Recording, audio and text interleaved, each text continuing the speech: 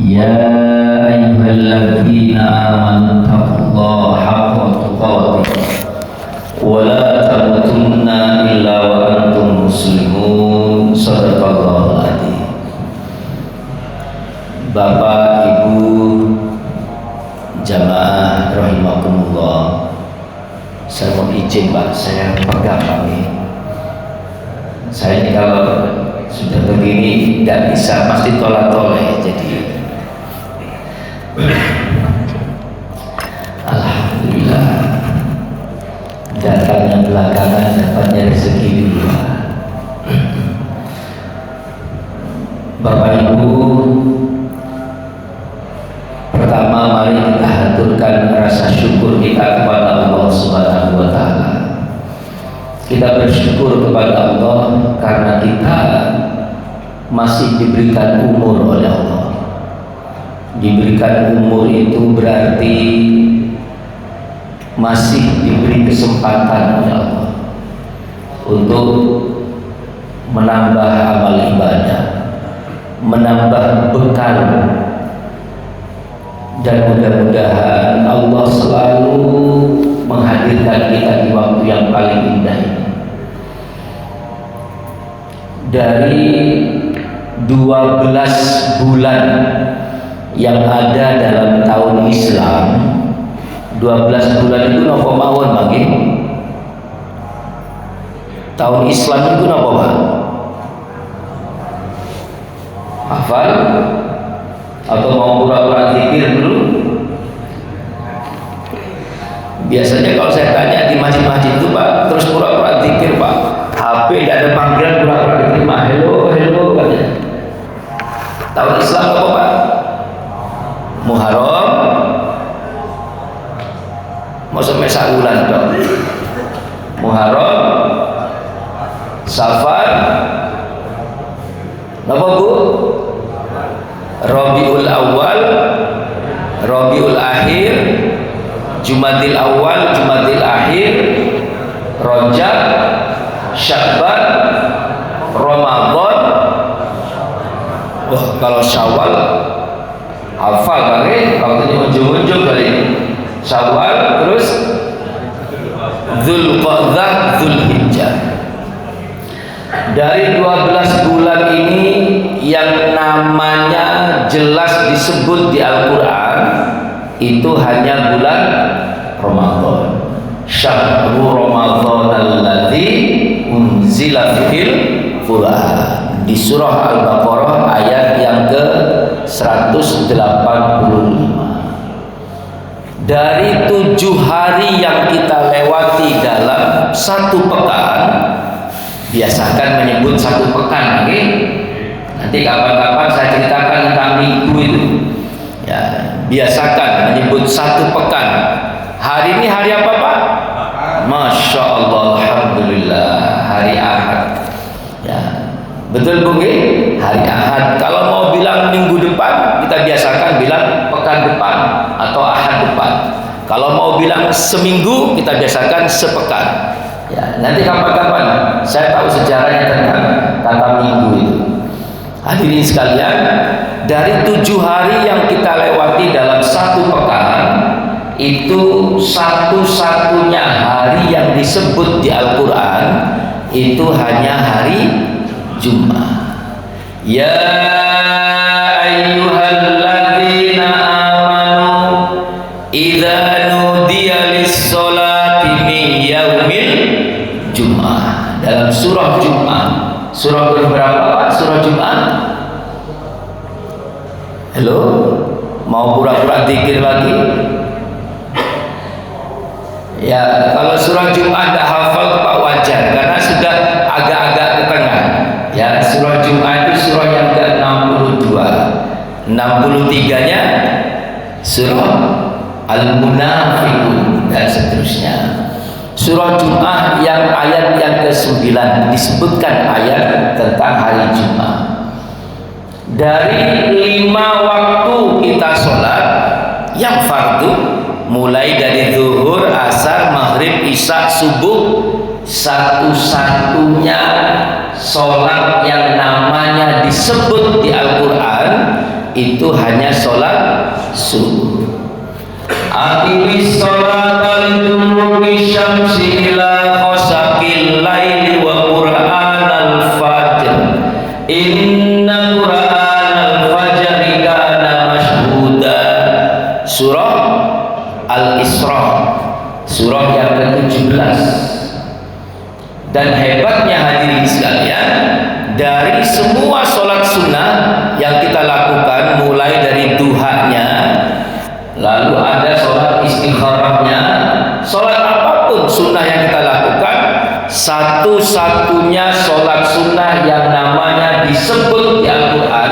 itu hanya sholat tahajud. Wa minal laili fatahajjad bihi nafilatan lak asa an yab'atsaka rabbuka maqaman mahmuda. Jelas hukumnya bahwa sholat tahajud itu hanyalah tambahan. Wa minal laili fatahajjad bihi nafilatan lak, dan di sebagian malam bangunlah kamu untuk melakukan sholat tahajud. Nafilatan lak, sebagai ibadah tambahan. Jelas hukumnya apa Pak? Sunnah. Ibadah tahajud itu hukumnya sunnah. Jenengan mau melakukan bagus, tidak melakukan juga tidak apa-apa. Oleh Allah diberikan kita kebebasan. Lain dengan sholat subuh. Tapi perhatikan lanjutan ayatnya. Asa ayyaba'atsaka rabbuka maqaman mahmuda. Tapi boleh jadi dengan sholat tahajud itu Tuhanmu akan mengangkatmu ke tempat yang terpuji. Hadirin sekalian, monggo silakan mau milih yang mana. Kita mau hanya ingin memilih yang enak-enak saja, sama Pak. Seperti sholat subuh ini. Sholat subuh ini adalah sholat fardu. Kalau bicara sholat fardu, maka konsekuensinya bila dikerjakan mendapatkan pahala, bila ditinggal mendapatkan dosa. Orang yang hanya gemar melakukan ibadah fardu, sholatnya hanya fardu, puasanya hanya puasa Ramadan, ya, maka orang itu disebut dengan al-muhib. Al-muhib, orang yang mencintai Allah. Tapi Allah belum membalas cintanya, karena modal cintanya hanya sebatas ibadah fardu saja. Ada kelompok yang kedua, al-mahbub, orang yang dicintai oleh Allah. Kata dasarnya sama, mahabbah, cinta.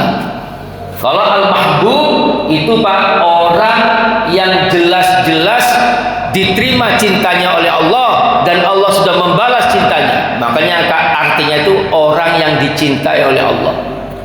Karena apa? Modal cintanya tidak hanya ibadah fardu saja, tapi juga ibadah sunnah. Lalu ada apa dengan ibadah fardu? Ibadah fardu itu hadirin sekalian, orang kalau hanya gemar melakukan ibadah fardu bagus, tapi mohon maaf Pak, niatnya belum jelas. Bisa jadi karena dia ingin mendapatkan pahala, bagus, tapi boleh jadi niatnya karena takut dosa. Kalau ibadah itu niatnya karena takut dosa Pak, maka mohon maaf, kelihatan semboyannya itu Pak. Sing penting aku melakoni.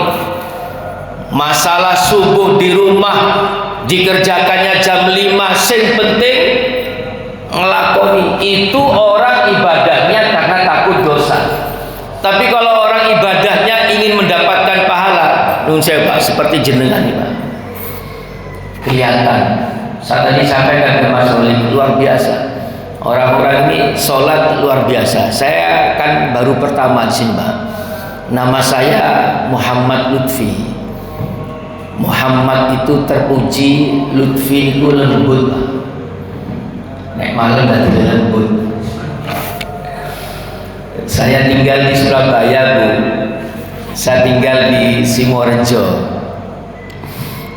Kalau bukan petunjuk Allah saya tidak nyampe, karena HP saya tertinggal tadi. Sudah pertama kali ke sini, ya, HP tertinggal. Ya Allah, hanya saya sudah komunikasi dengan Mas Olim, ketemuan di Delta Sari, ruku-ruku yang sudah bismillah. Ya, istri saya tanya, nang di masjid di Beta golek nang Google, saya juga lupa masjidnya apa itu. Hanya tadi malam sudah kontak dengan Mas Olim. Allah yang menghadirkan ini, hadirin sekalian. Kalau sudah sholat begini Pak, fa insyaallah. Makanya ketika kita hadir ke masjid, bukan kita yang menepuk dada saya orang hebat. Percayalah Pak, jenengan hadir di sini itu karena Allah sayang. Betul Pak? Karena Allah sayang. Ada orang yang ikhtiar untuk bangun subuh, ya sudah niat saya mau bangun subuh, sudah ikhtiar. Setelah itu dia pasang alarm, ternyata tidak bangun Pak. Karena apa? Volumenya lupa, nggak dikeraskan. Lemek nggak tangi. Besoknya dia upaya lagi, volumenya diperhatikan Pak, sudah bagus dikeraskan volumenya. Ternyata apa? Baterainya habis jam 12 malam, ya nggak tangi. Disiapkan lagi alarmnya, volumenya dikeraskan, terus juga baterainya disiapkan. Ternyata apa? Kejatuhan Pak, ketutupan batangnya nggak tangi. Jadi kalau jenengan hadir ke tempat ini hadirin sekalian, wallahi itu karena Allah sayang. Saya sering menyampaikan Pak di beberapa majelis, kalau Allah sayang dengan hambanya, maka hamba itu Pak bukan kok diambil dimasukkan ke surga, bukan Pak. Kalau Allah sayang dengan hambanya, hamba itu ditunjukkan jalan menuju surga, dan hamba itu dibuat kerasan di tempat itu. Kalau Allah sayang dengan hambanya, saya ulangi lagi, maka Allah tunjukkan jalan menuju surga, dan Allah membuat dia kerasan di tempat itu. Kalau sholat subuh ini bisa menghantarkan kita ke surganya Allah, maka kalau Allah sayang dengan kita, Allah membuat kita sayang dengan subuh ini. Dibuatnya kita ini mudah datang ke subuh ini. Betul Pak? Dan kita kerasan Pak. Apa yang kurang dari masjid ini Pak? Apa yang kurang? Masjidnya bagus, karpetnya lembut, ada AC-nya, bisa duduk, ono sing sendenan, ono sing selonjoran. Apa sing kurang? Ustaz gak iso sendenan. Bu nggih, ono sing sendenan, ono sing selonjoran. Ada sarapannya Pak Salim? Kasih Pak Salim. Loh betul. Betul Pak, di mana-mana sudah tidak hanya Jumat berkah. Tidak hanya Jumat berkah. Jenengan nanti akan melihat perubahannya. Betul Pak. Saya ini belajar ke masjid terbaik di Indonesia. Ya, di Al-Fal Asraq, di Jogokaryan, itu pernah dengar nggih? Tidak mau dia nyimpen uang banyak-banyak. Masjid yang paling bagus itu adalah masjid yang bisa menghadirkan orang sebanyak-banyaknya dan bisa memberikan manfaat seluas-luasnya. Orang lapar tidak butuh pengajian. Orang lapar butuh beras, hadirkan ke masjid, beri beras. Tidak ngikuti pengajian tidak apa-apa, kok suwe-suwe isin. Masuk ngaji ini 15 menit tidak apa-apa. Mau orang itu sibuk untuk makan kok. Kalau kita ini kan sudah sejahtera Pak. Ya, dengarkan pengajian. Kita ini orang kaya Pak. Untuk yang dimakan hari ini, hari esok itu sudah ada. Nah, saudara-saudara kita yang di luar itu hadirin sekalian, bagaimana dia? Belum tentu Pak. Dan mohon maaf hadirin sekalian, kita yang hadir di majelis seperti ini, mohon maaf, belum tentu akhir hidup kita ini husnul khotimah. Belum tentu Pak. Kita tidak perlu menepuk dada terus lewat sepanjang jalan, wayai sholat subuh kok sik campur Anda. Tidak perlu. Wayai sholat subuh kok sik main catur, wayai sholat subuh kok sik main remi. Tidak perlu Pak. Bersyukurlah kepada Allah. Ya Allah, terima kasih ya Allah, Engkau telah menghadirkan aku di waktu yang paling indah ini. Aku mohon ya Allah, hadirkan terus aku di waktu subuh sampai di ujung usiaku ya Allah. Itu yang betul. Berapa banyak orang alim hanya karena kepleset, betul Bang, meninggalnya dalam keadaan tidak terhormat.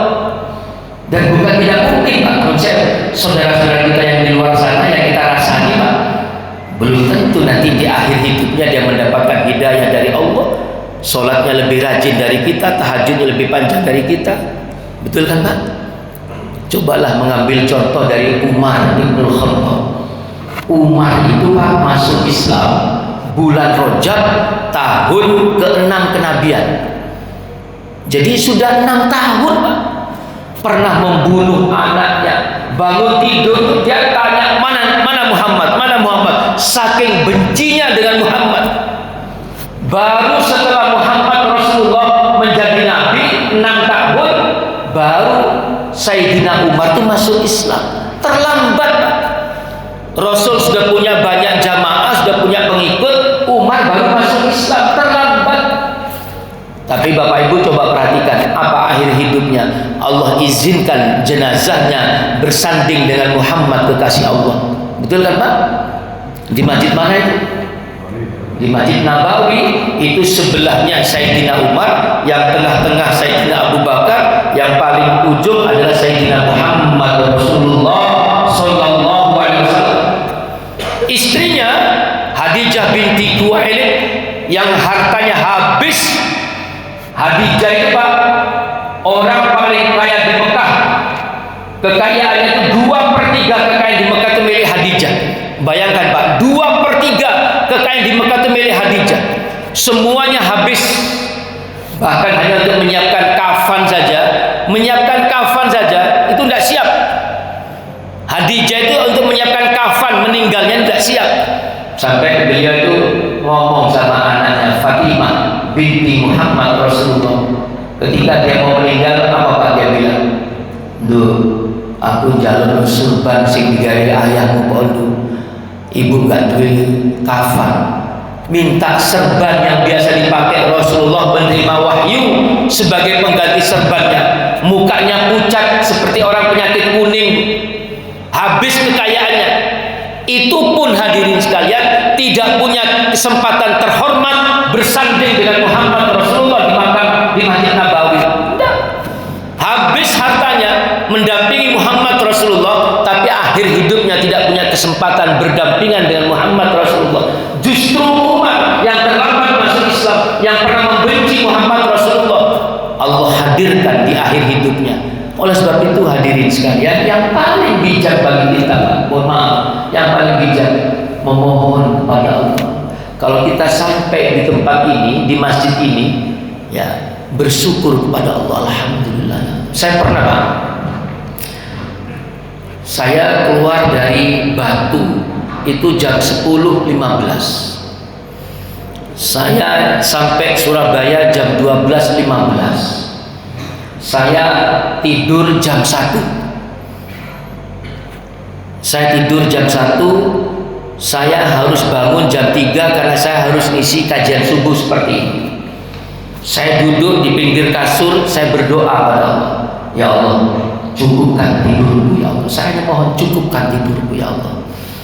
Kalau orang sudah dicukupkan Pak, walaupun tidur hanya 2 jam, bangunnya fresh Pak. Tapi kalau Allah sudah tidak mencukupkan tidurnya, masuk dulu 5 jam, tak cukup. Si gelebat.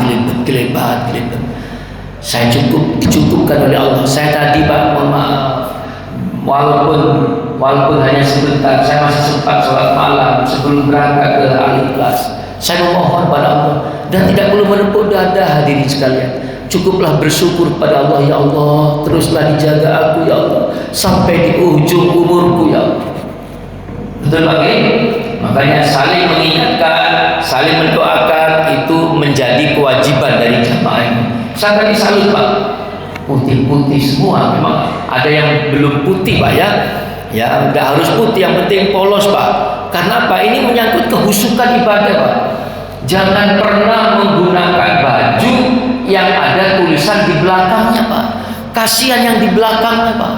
Bapak tidak baca baju yang Bapak pakai, tapi yang di belakangnya satu headline koran ada di belakang Pak.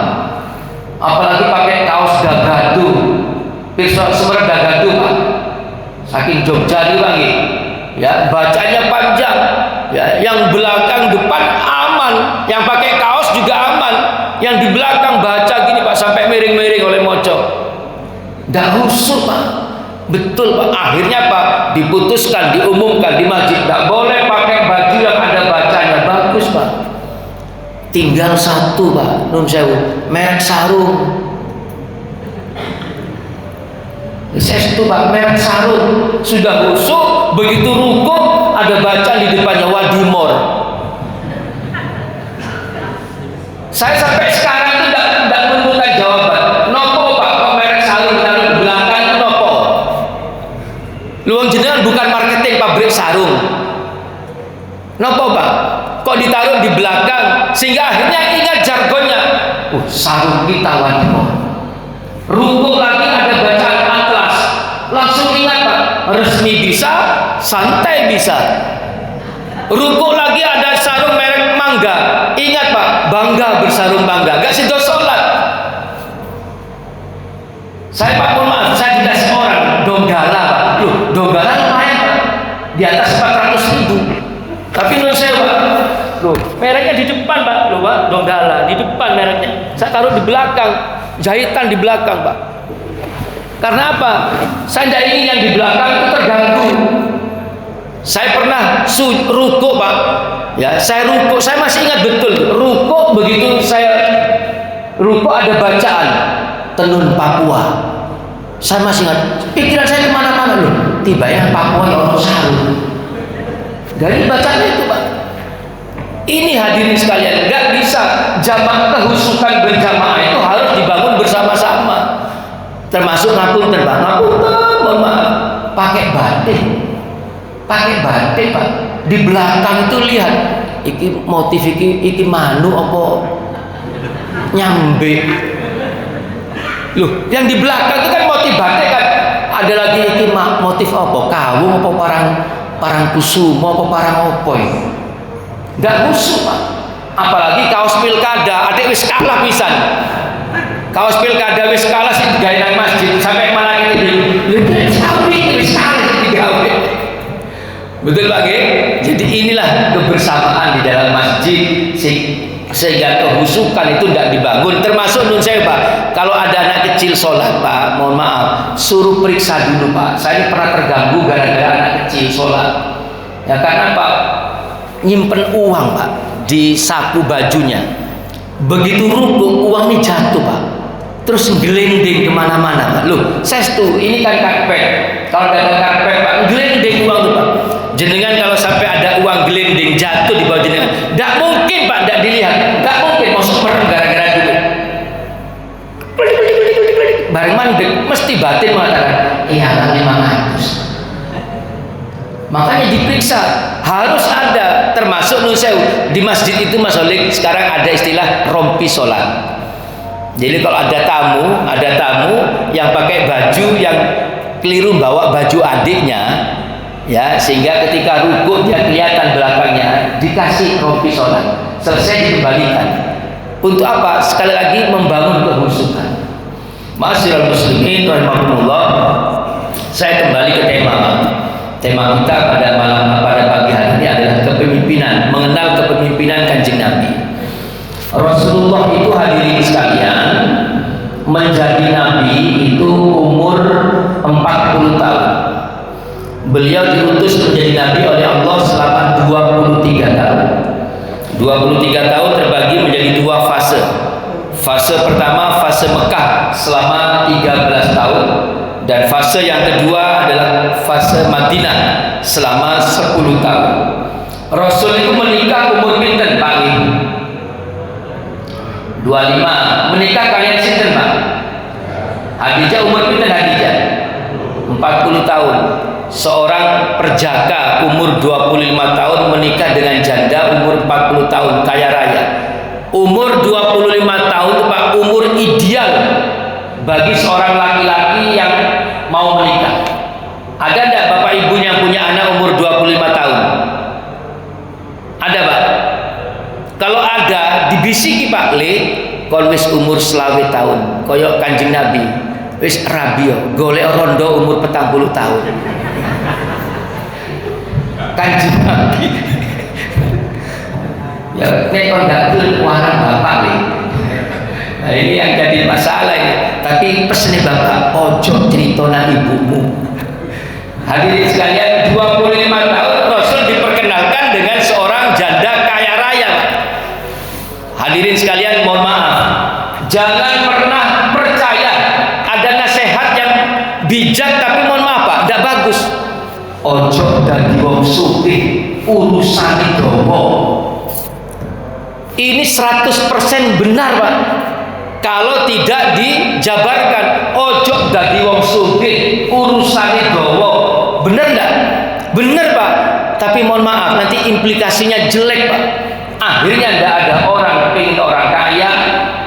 Rasulullah itu masih kecil sudah dikenalkan dengan orang kaya. Umur 25 tahun Rasul sudah dikenalkan dengan perempuan kaya. Karena apa?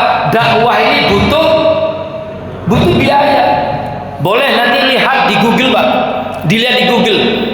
Dikasih alamat pertama, 10 sahabat Rasul yang dijamin masuk surga. Saya ulangi lagi, 10 sahabat Rasul yang dijamin masuk surga.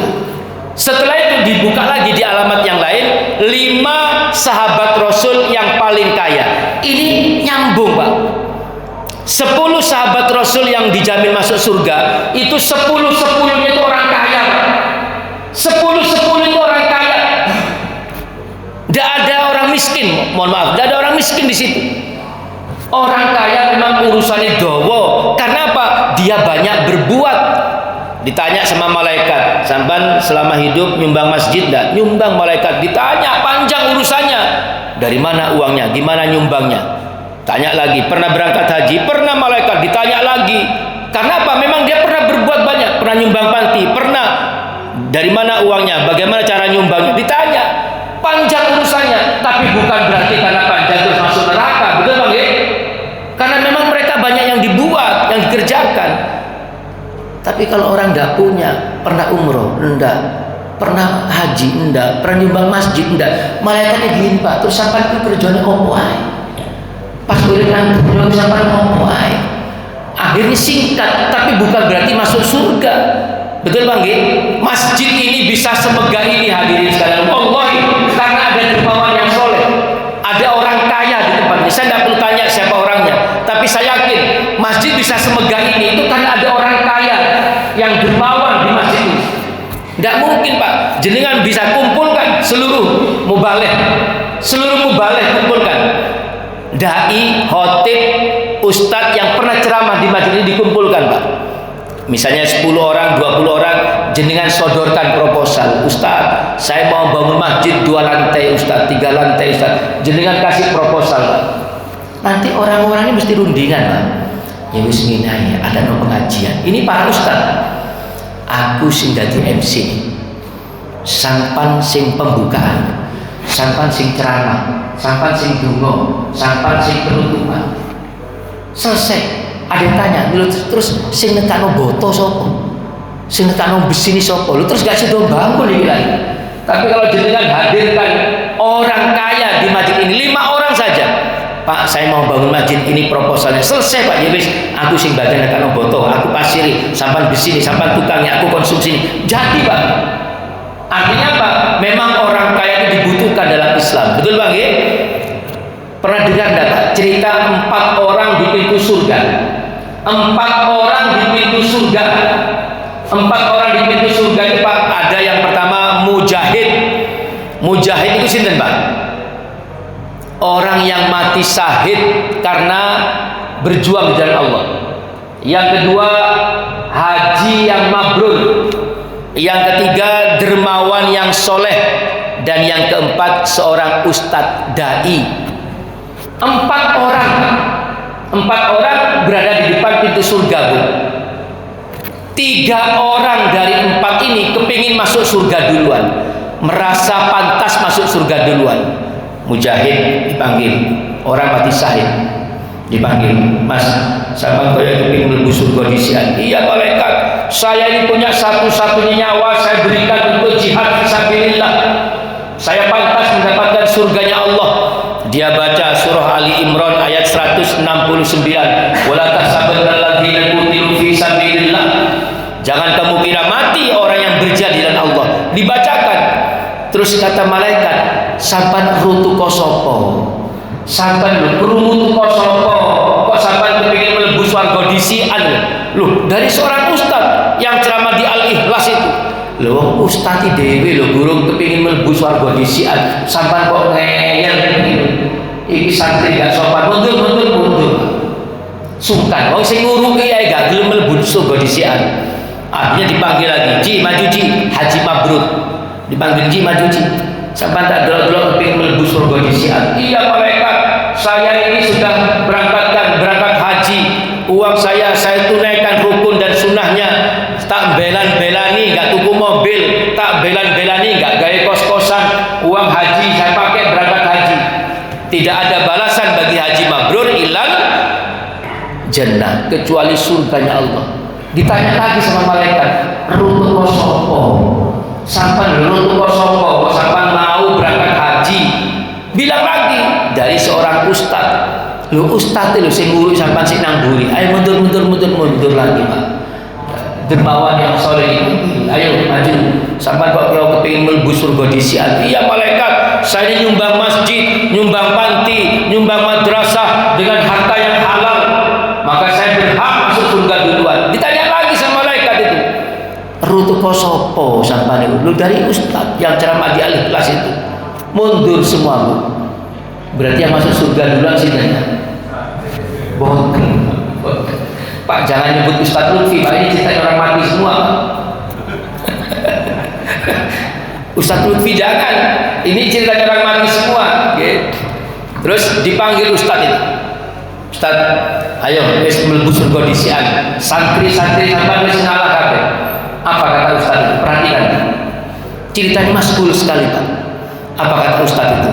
Malaikat, saya bisa ceramah di Al-Ikhlas itu karena dibangunkan masjid oleh dermawan yang soleh.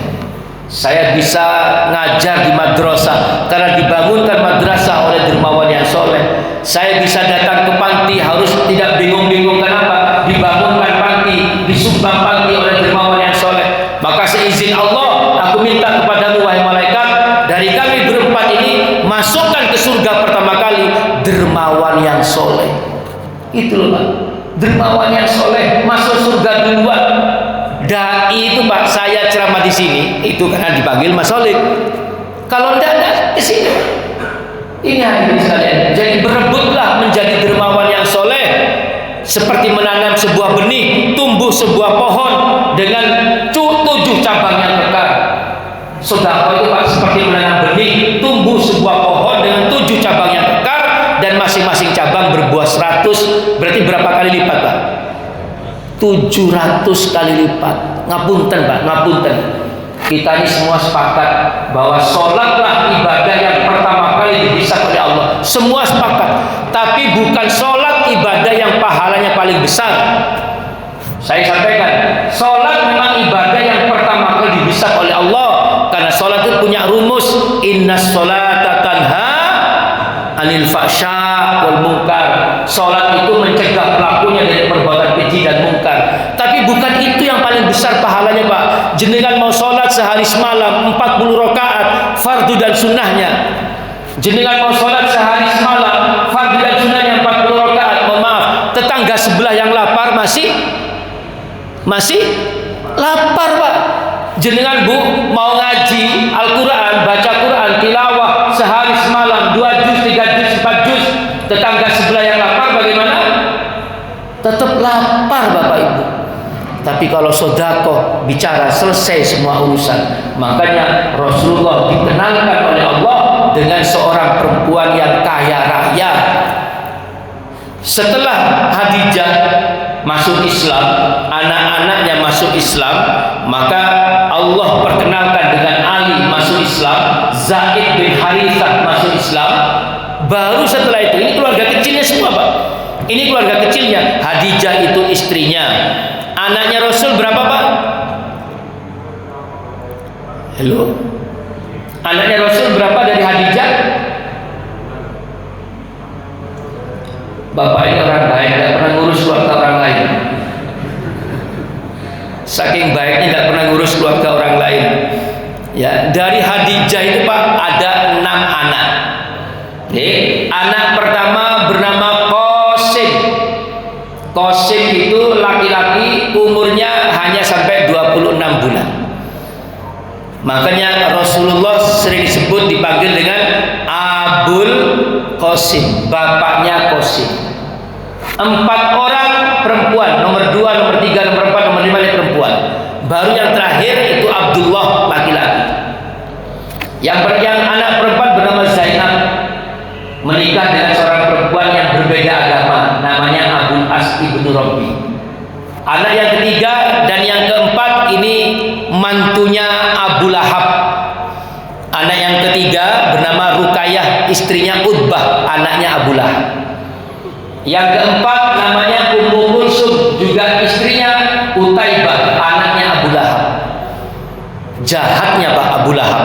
Jahatnya Abu Lahab ketika tahu Rasul Muhammad itu diangkat menjadi nabi. Padahal Abu Lahab ini kan pamannya Pak. Dipanggil dua anaknya nih, Utbah sama Utaibah, ceraikan istrimu. Subhanallah. Anak yang kelima, perempuan itu namanya Fatimah, menikah dengan Ali bin Abu Thalib. Setelah Rasul umur 40 tahun, hadirin sekalian, saya ulangi, setelah Rasul umur 40 tahun, setelah diangkat nabi, Rasul masih punya anak satu lagi. Yang lain ini Pak, lahir sebelum Rasul jadi nabi. Mulai dari Qasim, Zainab, Ruqayyah, Ummu Kulsum, Fatimah, itu lahir sebelum Rasul jadi nabi. Setelah Rasul menjadi nabi, Rasul masih punya anak satu lagi bernama Abdullah. Sehingga Abdullah ini Pak punya julukan At-Thayyib dan At-Takhir. Itu julukan, bukan nama anaknya Rasul. Karena mohon maaf, saya pernah dengar ada seorang ustaz mengatakan Rasul itu punya anak 8, 4 laki 4 perempuan. Yang betul itu Pak 2 laki 4 perempuan. Adapun At-Thayyib dan At-Takhir itu julukan untuk Abdullah. Karena lahir setelah Rasul menjadi nabi, benihnya, bibitnya itu seorang nabi. Dan anaknya Rasul yang laki-laki tidak meninggal setelah tua. Meninggalnya itu tidak sampai umur 3 tahun Pak. Saya ulangi, anaknya Rasul yang laki itu meninggal sebelum 3 tahun. Apa alasannya? Itu takdir Allah. Cuma kalau kita mau menelisik alasannya, karena Allah tidak menghendaki julukan khotaman Nabi kepada Muhammad itu akhirnya menjadi batal. Khotaman Nabi, apa Pak artinya Pak? Nabi yang terakhir. Kalau sampai anaknya Rasul yang laki-laki itu dewasa, maka bisa jadi Rasulullah Muhammad akan mewariskan kenabiannya kepada anaknya, seperti Ibrahim mewariskan kepada Ismail, kepada Ishak, seperti Ishak mewariskan kepada Yakub, seperti Yakub mewariskan kepada Yusuf, seperti Yahya mewariskan, Zakaria mewariskan kepada Yahya, dan seterusnya. Itu hadirin sekalian. Sudah hadirin sekalian, dengan Khadijah ini akhirnya Rasul di Mekah sampai 13 tahun. Rasul kembali ke Madinah, pindah ke Madinah, hijrah ke Madinah itu ketika Rasul sudah berumur 53 tahun. Di Madinah itulah Rasul membuat sebuah pemerintahan yang luar biasa, yang biasa disebut dengan masyarakat Madani. Ya, masyarakat Madani itu masyarakat yang berperadaban, masyarakat yang berbudi pekerti, masyarakat yang tolong menolong. Bahasa Maduranya itu Pak, civil society. Nggih, bahasa Madura. Sanes nggih. Civil society itu masyarakat berperadaban. Ya, undang-undang pertama yang dipegang oleh Rasulullah adalah undang-undang tertulis pertama dalam sejarah manusia yang disebut dengan Mitsaqul Madinah atau Piagam Madinah. Ada 4 resep Rasulullah memimpin masyarakat Madinah. Saya ulangi, ada 4 resep Rasul memimpin masyarakat Madinah. Tidak ada kepemimpinan yang paling bagus melebihi Muhammad Rasulullah. Allah hanya menghadirkan Muhammad sebagai teladan. Apapun yang kita lakukan hadirin sekalian, sedapat mungkin kita ini meniru sinten Pak? Meniru Kanjeng Nabi. Mulai dari tidur sampai tidur lagi, apapun yang kita lakukan itu pernah dicontohkan oleh Kanjeng Nabi. Allah hadirkan dalam surah Al-Ahzab. Al-Ahzab surah keberapa? Surah yang ke-33 setelah Al-Ahzab, lalu Saba, Fatir, dan Yasin. Hadirin sekalian, dalam surah Al-Ahzab ayat 21 Allah berfirman, laqad kana lakum fi Rasulillah uswatun hasanah. Telah ada pada diri Rasulullah suri toladan. Sehingga apapun yang kita lakukan, dalam hal apapun Pak, dalam berniaga Rasul mencontohkan, dalam membangun rumah tangga Rasul mencontohkan. Hati-hati Bu, ngapunten, mohon maaf Pak nggih, yang ditiru jangan hanya karena poligaminya Pak. Loh betul, saya ini sunnah Rasul, sing ditiru mek rabine tok. Ya, salatnya harus meniru Kanjeng Nabi, ya sedekahnya harus meniru Kanjeng Nabi. Kita ini kan dengan Nabi kan hanya bedanya sedikit Pak, sedikit kita nih Pak, bedanya dengan Rasul itu hanya sedikit. Jadi kalau Rasul itu sedikit-sedikit istighfar, Kita ini sedikit istighfar. Jadi kita ini sedikitnya hanya satu, Rasul sedikitnya 2 kali, Pak. Rasul itu sedikit-sedikit menangis memohon ampun kepada Allah. Kita ini hanya sedikit menangis. Rasul itu sedikit-sedikit infak, sedikit-sedikit sedekah. Lah kita ini sedikit infak, jadi pengen cuma sedikit. Rasul sedikitnya 2 kali, kita sedikitnya 1 kali. Rasul itu sedikit-sedikit sholat memohon ampun kepada Allah, kita ini sedikit sholatnya. Hadirin sekalian, itu yang dihadirkan oleh Allah sebagai teladan. Apapun, Pak. Ya, ada sebuah buku berjudul, saya mohon maaf, ngapunten Bapak Ibu, mohon maaf. Saya kalau ngaji subuh itu memang saya sampai suruh, Pak. Sampai suruh, karena saya punya kewajiban menjaga jenengan sampai nanti sholat duha yang awal. Saya pernah ngaji, dipesen sama takmir masjid, Ustaz, ini kultum Ustaz. Oh siap. Saya ceramah, Pak, 50 menit. Setelah itu turun, saya diingatkan, Ustaz, tadi kan saya sudah bilang ini kultum. Loh, kenapa? Apa salahnya? Loh, ceramahnya Ustaz itu 50 menit. Loh, kan tidak ada masalah. Saya ini kultum. Loh, menurut jenengan apa kultum itu? Kuliah 7 menit. Loh, sahabat, tidak sama dengan saya. Saya pikir kultum itu kuliah terserah antum. Saya pikir kuliah terserah antum. Ya sudah, saya tahan sampai suruh. Nanti setelah suruh, Pak, 10 menit dari suruh kita sholat sunnah, itu sholat duha. Baru setelah itu kita sarapan. Maksudnya ya, jenengan tidak usah khawatir, percaya dengan saya. Ya, saya Bapak Ibu ini kalau mungkin saya tidak bawa HP ya.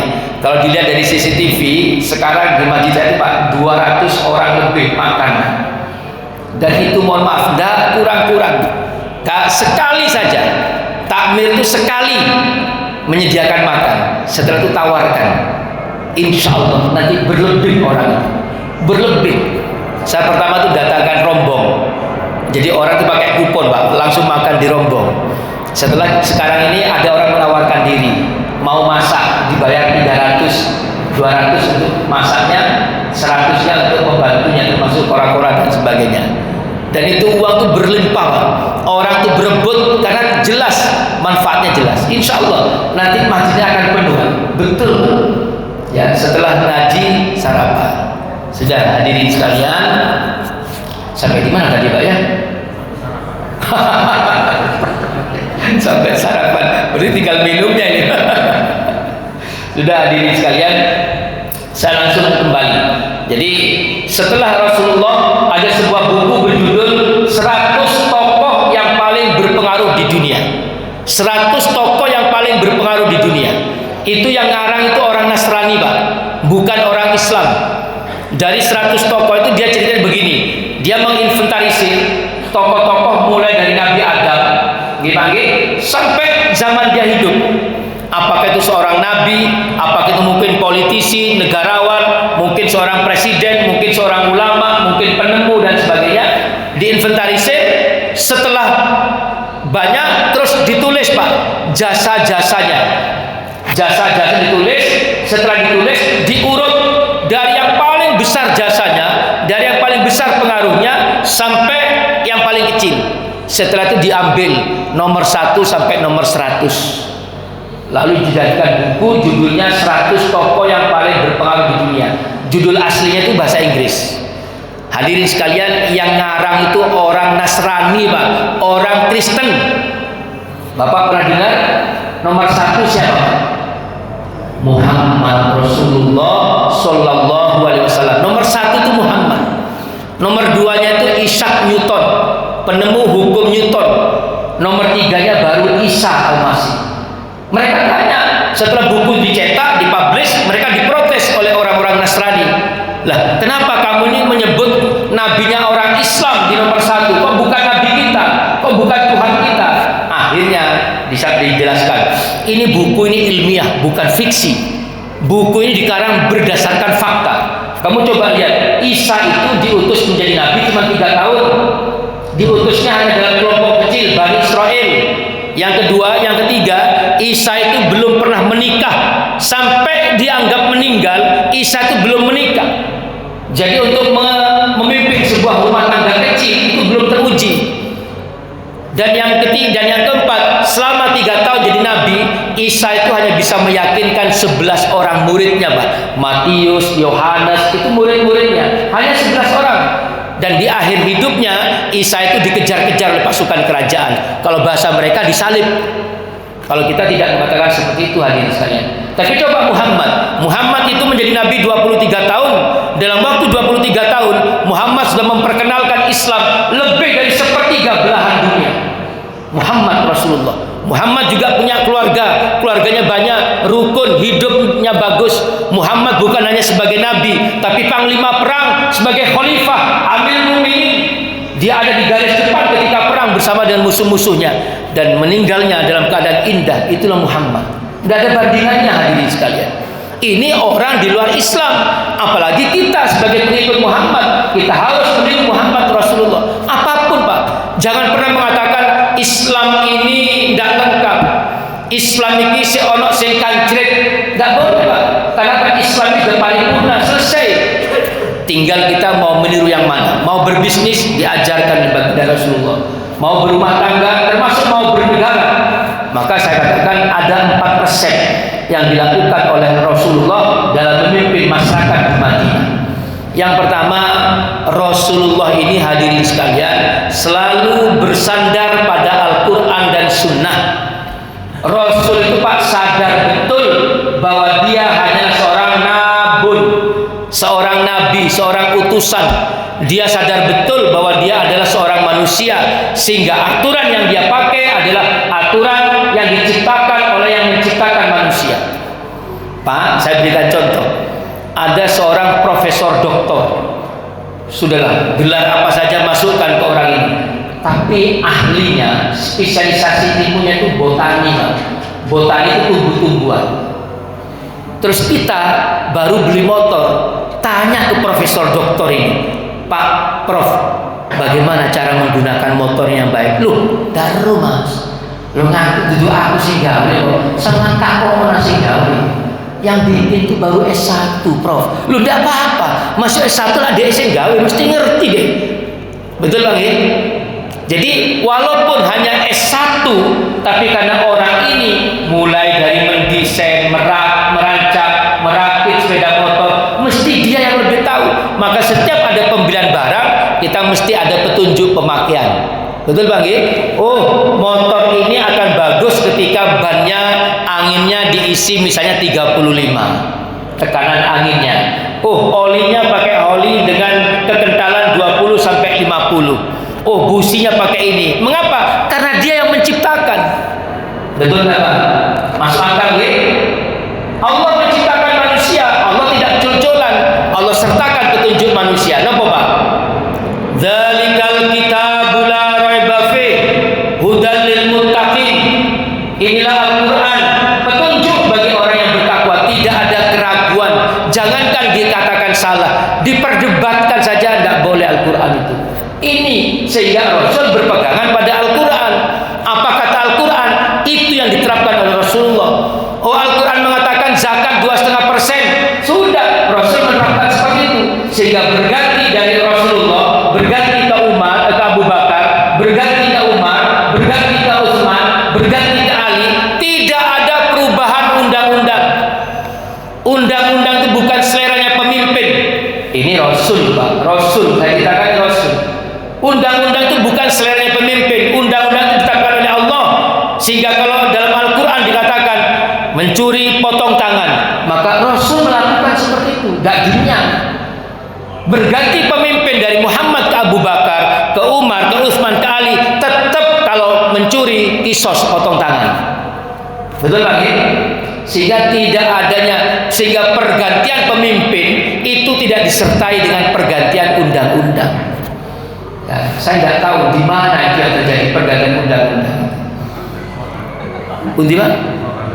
Loh, kok ada Wakanda di sini? Wakanda dulu. Mohon maaf Pak, dulu karena pemimpinnya itu trauma dengan PKI, maka dibuatlah TAP MPR, pelarangan berdirinya Partai Komunis. Lalu berganti pemimpin, nggak pakai trauma. Saya nggak punya trauma apa dengan PKI, maka mulai diutik-utik. Berganti pemimpin lagi, ya justru